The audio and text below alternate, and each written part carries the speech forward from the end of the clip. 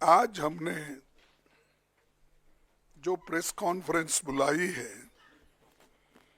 इसका मकसद ये है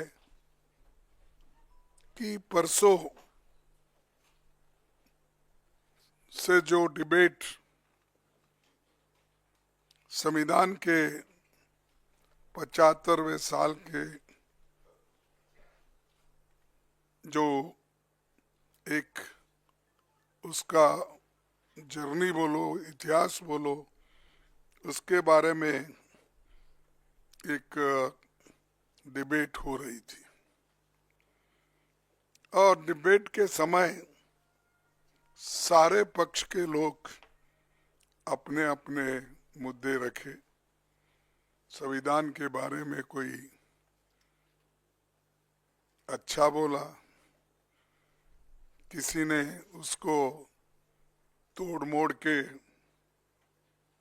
और किसी ने तो अपने उसको एक टॉन्ट मारने के दृष्टि से भी बात किया गया।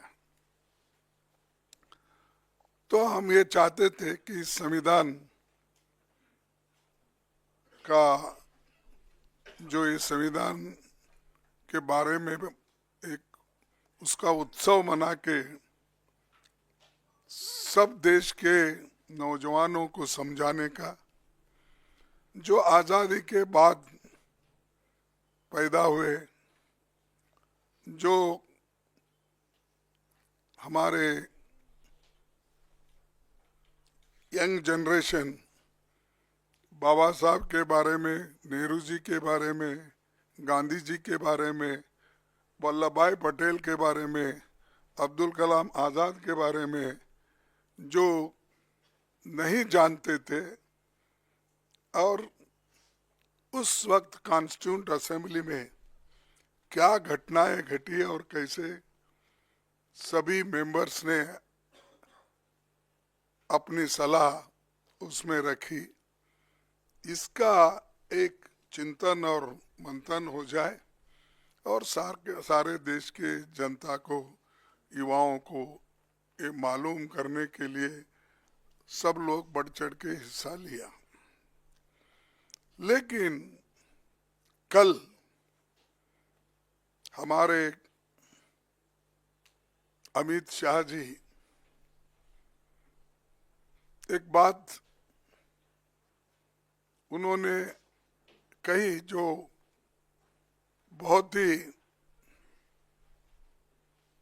एक कंडेमेबल है। ये दुर्भाग्य है हमारा देश का कि किसी भी एक दलित नायक को, व्यक्ति को जो पूजनीय है सबके लिए, चाहे दलित होने दो, चाहे इस देश के कोई भी नागरिक हो, उनको इंसल्ट करने की, उनको उनके बारे में टॉन्ट मारने की और अपोजिशन पार्टी के तरफ देखकर वो कहने का कि रोज उठ के आप क्या लगाए हो, डॉक्टर अंबेडकर अंबेडकर अंबेडकर अंबेडकर अंबेडकर।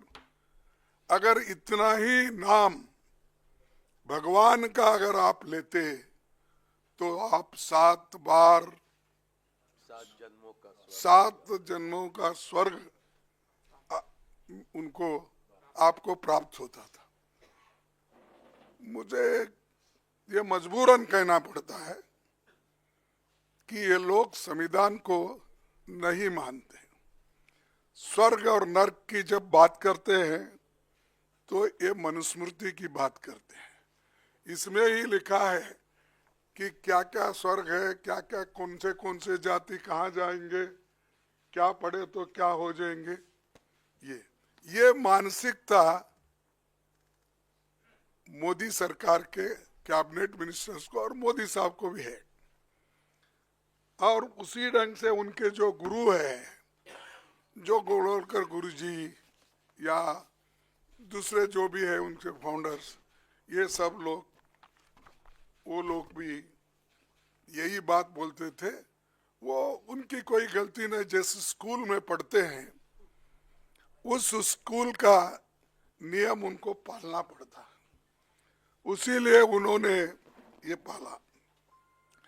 बार बार ये भी कहते हैं कि हमने, कांग्रेस वालों ने इंसल्ट किया अंबेडकर का, तो मैं तो पार्लियामेंट में पूरा बोल दिया हूँ किस ढंग से वो कांग्रेस को नीचा दिखाने के लिए, नेहरू जी को नीचा दिखाने के लिए, गांधी फैमिली को नीचा दिखाने के लिए वो बात करते थे।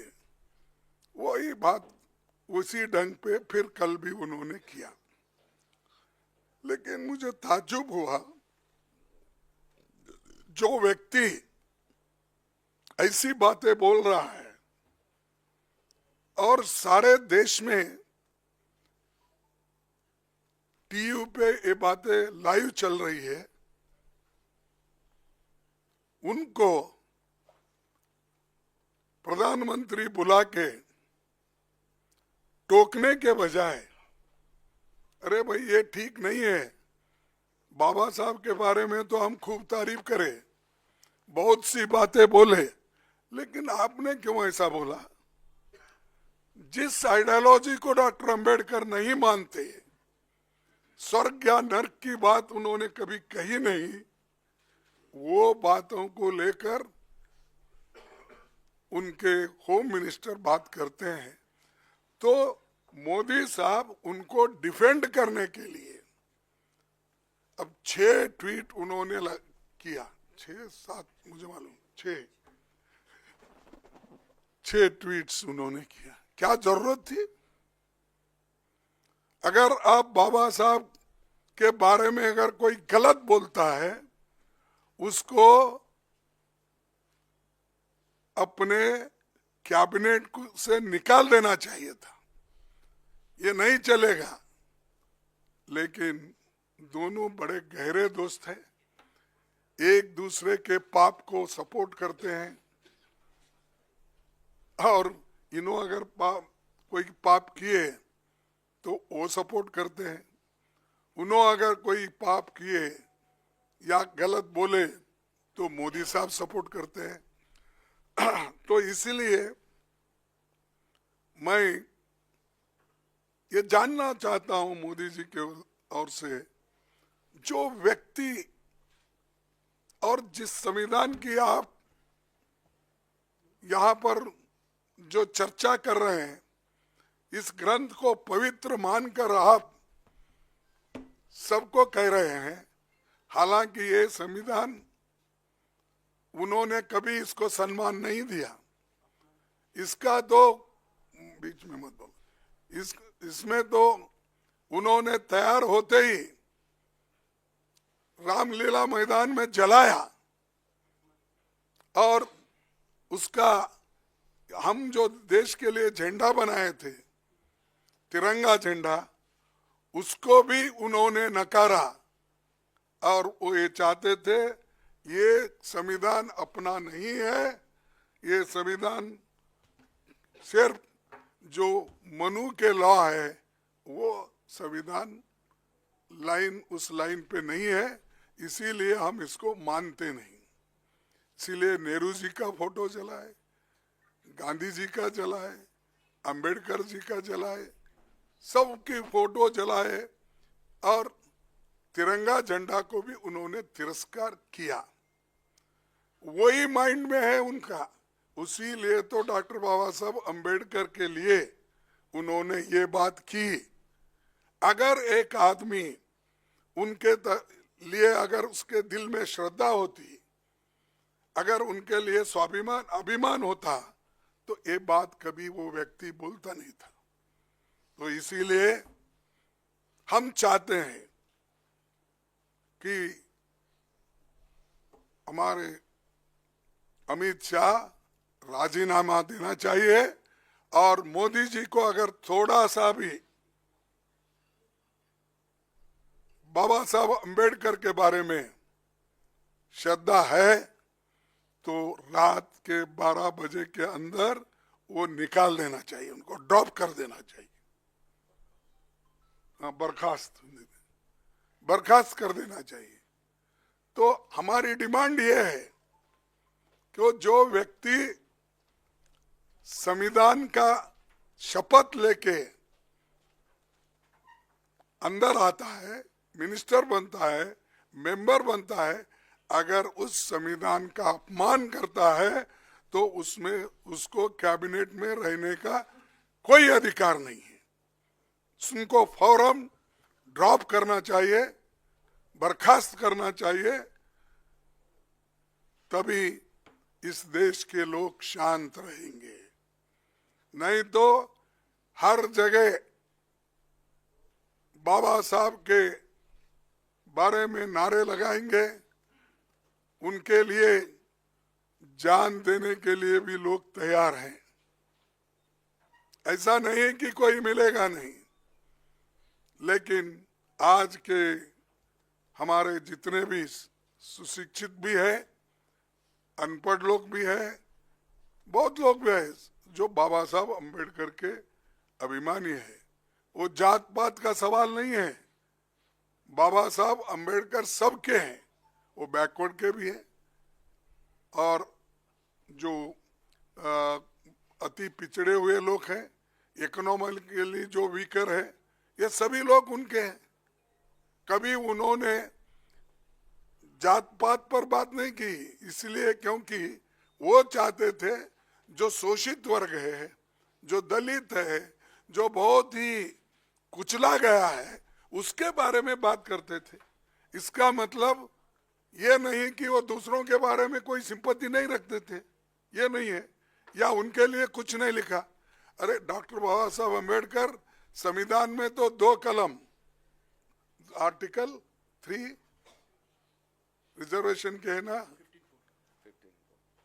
15(4)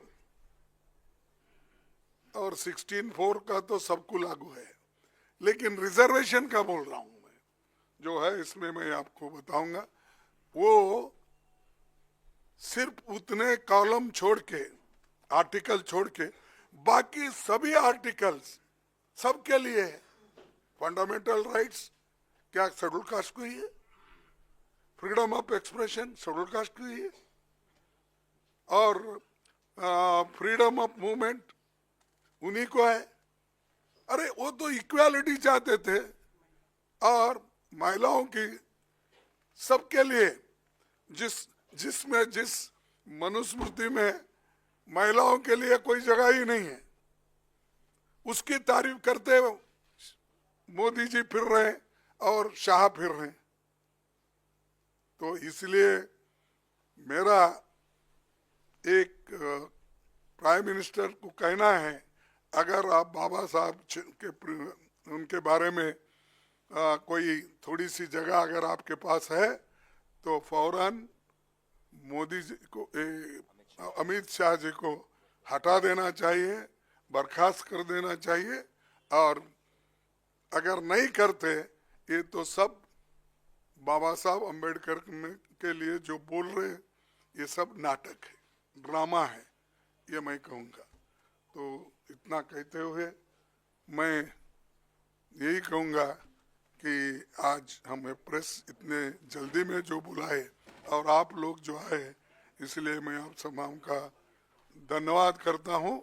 और वो देश के सामने एक तो हम पूछ रहे हैं उनको मोदी जी बर्खास्त करना, एक पूछ रहे हैं हम देश के लोगों से माफी मांगना, या कोई दलितों का या दूसरों का नहीं, देश के लोग जो सब जिनका संविधान के ऊपर विश्वास है, और इस देश के लोगों से माफी मांगकर और वो राजीनामा देकर बाहर आना चाहिए। और अगर नहीं देते तो मोदी जी उनको आज किसी ना किसी तरह से बर्खास्त करना चाहिए, यही मेरी आप सब लोगों से विनती है। शुक्रिया कांग्रेस अध्यक्ष जी। अभी खरगे जी ने आपके सामने, देश के सामने बिल्कुल साफ कर दिया है कि कांग्रेस पार्टी क्या चाहती है प्रधानमंत्री से। अभी इस वक्तव्य के बाद मैं नहीं समझता हूं कुछ सवाल जवाब की ज़रूरत है। शुक्रिया साथियों।